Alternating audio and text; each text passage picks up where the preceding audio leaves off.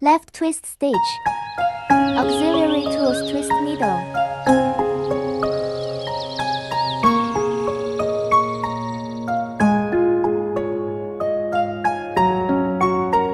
Swipe a stitch on the twist needle. In front of the fabric. Lower knitting a stitch on the left needle. Then place a needle on the knitting twist needle.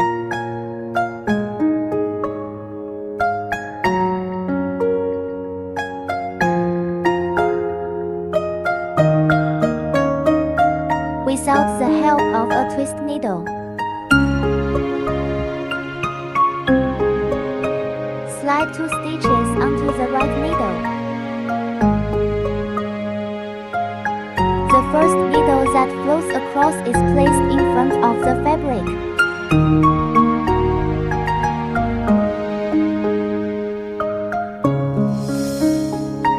Take the remaining stitch from the right needle. Put it on the left needle, knitting the 2 stitches just now.